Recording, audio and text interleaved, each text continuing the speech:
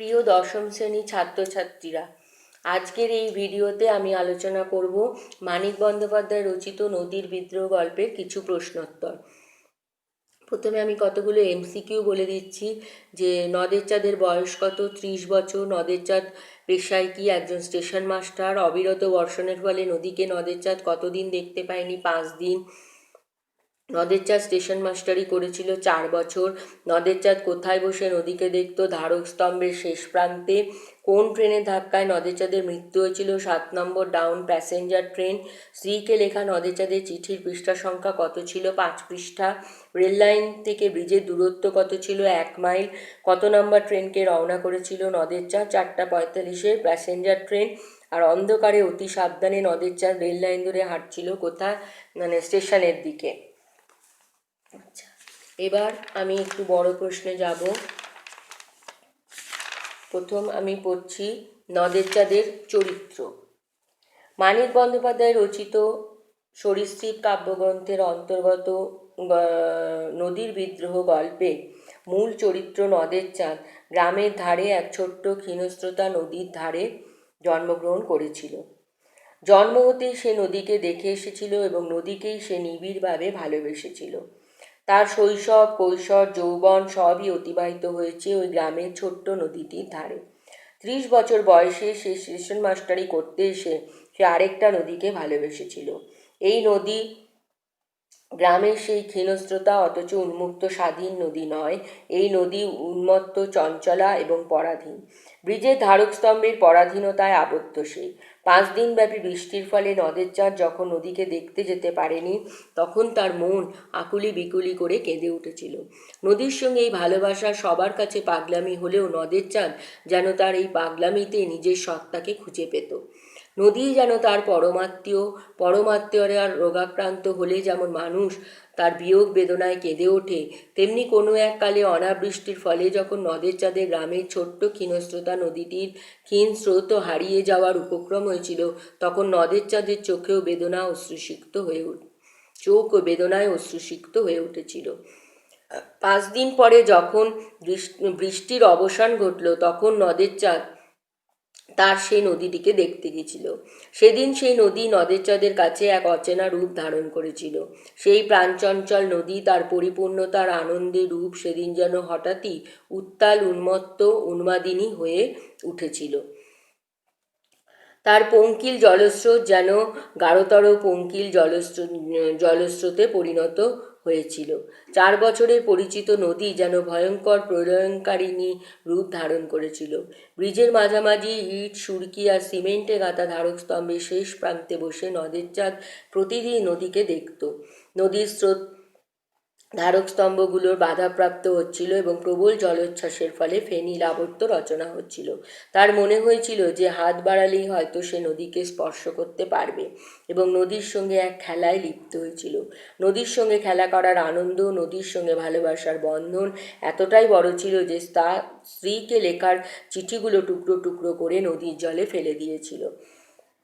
নদের চাঁদের মনে হয়েছিল যে নদীই যেন কেবলমাত্র খেলা করার নেশাতেই সেই চিঠিগুলোকে লুকিয়ে দিচ্ছে। নদের চাঁদের মনে হয়েছিল যে নদীটি যেন জীবন্ত হয়ে উঠেছে। পুনরায় আকাশ ভাঙা বৃষ্টি নামলে আর তার নদী আরও উত্তাল হয়ে ওঠে, তখন নদের চাঁদ বুঝেছিল যে তার নদীটি বিদ্রোহ করছে এবং এই নদীকে বিশ্বাস করা সম্ভব নয়। দীর্ঘদিন ধরে পরাধীন থাকার বেদনায় প্রতিটি জলকণার মধ্য দিয়ে প্রবাহিত হচ্ছিল।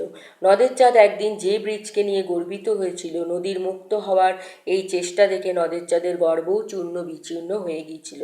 নদীকে ভালোবাসতে গিয়ে নদের চাঁদও যেন এক প্রকার নদী হয়ে গিয়েছিল। সেও মুক্তি চেয়েছিল।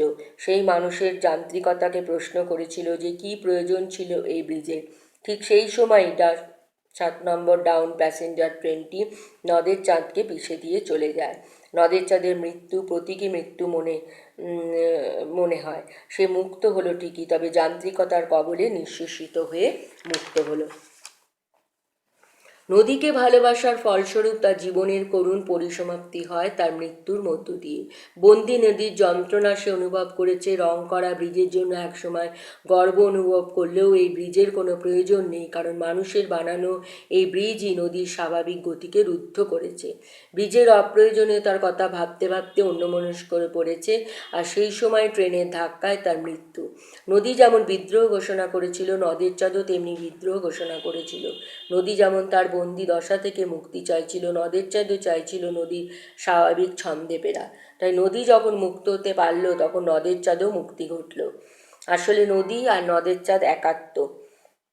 নদী আর নদের চাঁদের এই অটুট ভালোবাসায় তাদেরকে মুক্ত করলো। নদীকে বাঁধ দিয়ে বন্দি করা মানে তো জীবন প্রবাহকে অবরুদ্ধ করা। নদীর প্রবল জলোচ্ছ্বাসই যেন তার বিদ্রোহের প্রকাশ।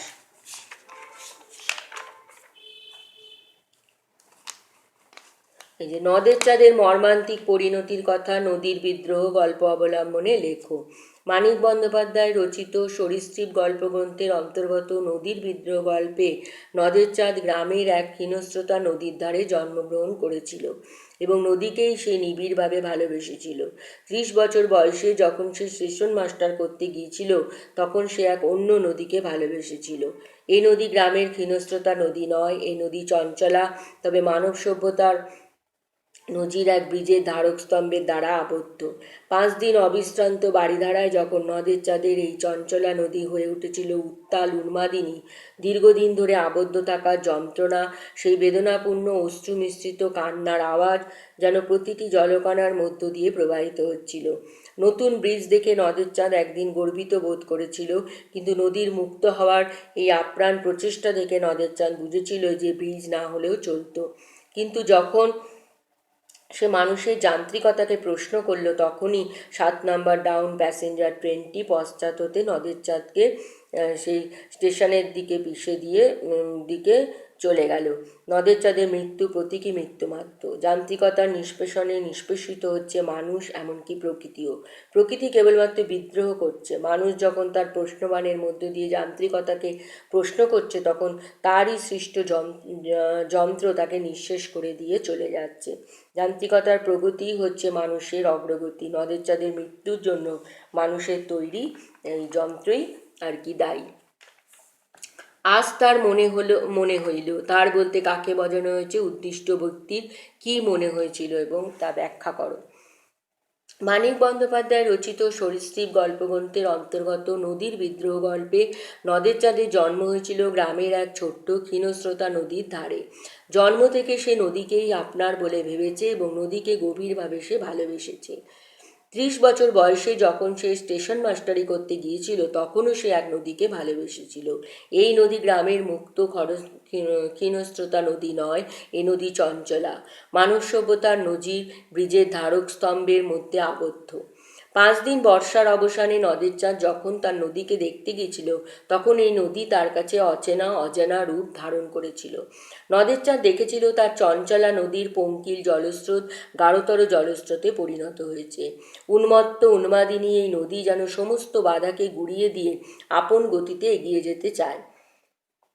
ইট সুরকি সিমেন্টে গাঁথা ধারকস্তম্ভের শেষ প্রান্তে বসে নদের চাঁদ প্রতিদিন নদীকে দেখেছিল, কিন্তু সেদিন সেই নদীর গর্ভ থেকে এক অশ্রু মিশ্রিত বেদনাপূর্ণ কান্না সে শুনতে পেয়েছিল। দীর্ঘদিন আবদ্ধ থাকার যন্ত্রণা উত্তাল উন্মাদ নদীর প্রতিটি জলকণার মধ্য দিয়ে প্রবাহিত হচ্ছিল।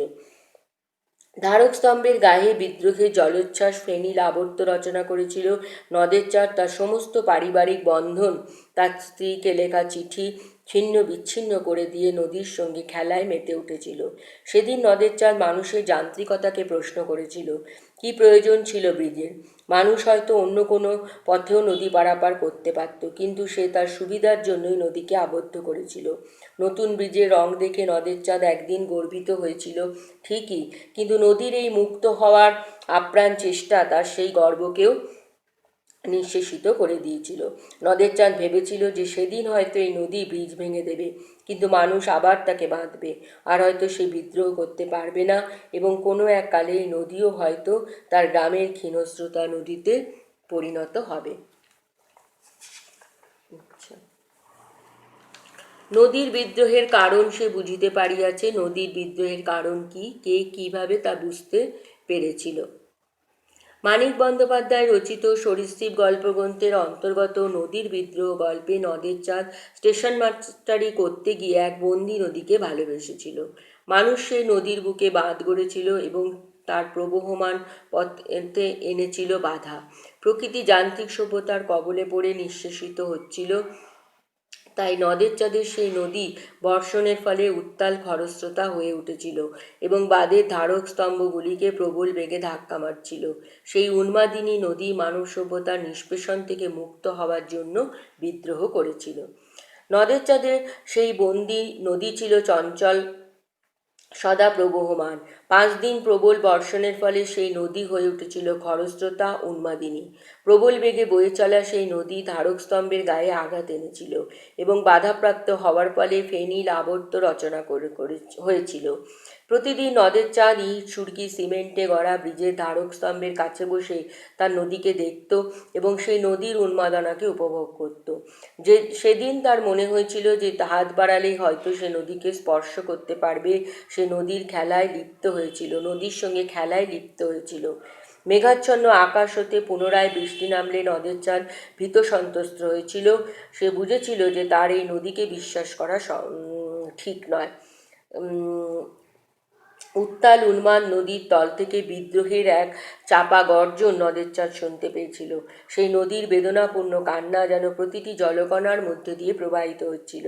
নদের চাঁদ বুঝেছিল যে তার এই অশান্ত নদী সমস্ত বাধা অতিক্রম করে সব কিছু ভেঙে গুঁড়িয়ে দেওয়ার জন্য যেন বিদ্রোহিণী হয়ে উঠেছে। নদের চাঁদের ভারী আমোদ হতে লাগলো। নদের চাঁদের আমোদ হওয়ার কারণ কি, তার অনুভূতির স্বরূপ ব্যাখ্যা করো। এগুলো সবই কিন্তু 150 শব্দের আর কি উত্তর।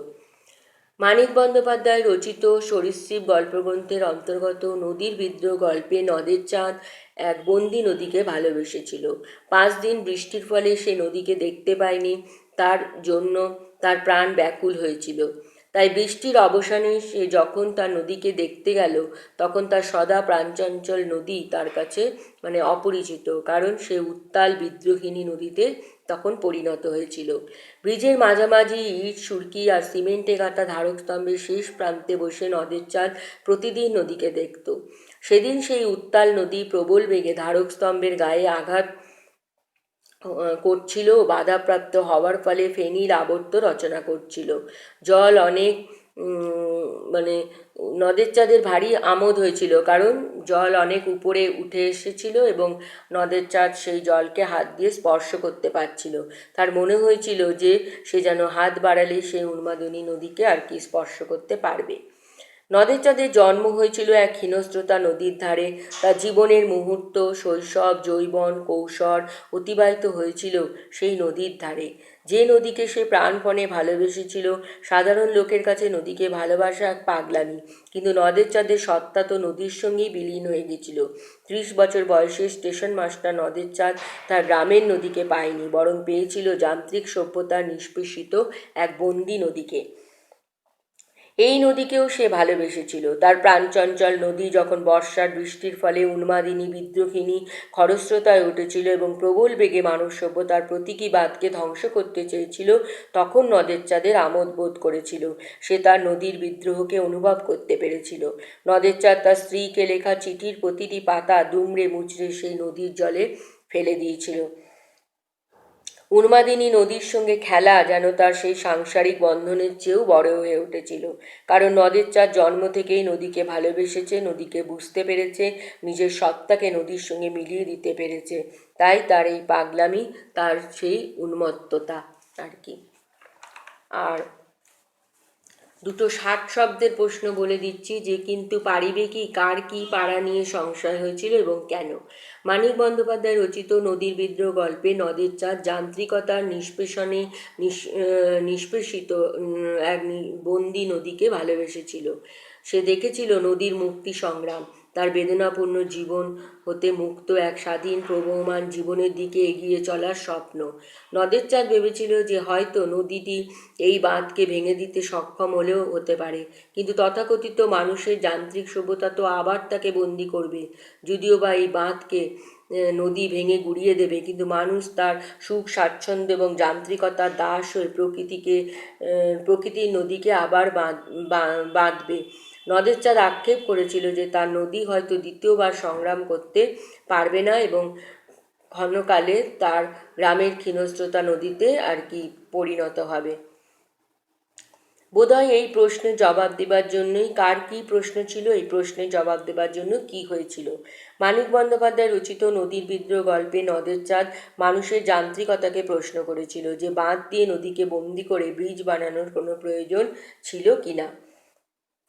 স্টেশন মাস্টার নদের চাঁদ দেখেছিল যে নদীকে বন্দি করে ব্রিজ বানানো হচ্ছে, সেদিন সে গর্বিত হয়েছিল। কিন্তু যেদিন নদের চাঁদ নদীর বন্দি জীবন থেকে মুক্ত হওয়ার সংগ্রামকে দেখল, সেদিন সে এই ব্রিজ নিয়ে প্রশ্ন তুলল। কিন্তু তার মনে এই প্রশ্নের উদ্বেগ হওয়া মাত্রই পিছন থেকে 7 নম্বর ডাউন প্যাসেঞ্জার ট্রেনটি নদের চাঁদকে পিষে দিয়ে চলে গেল।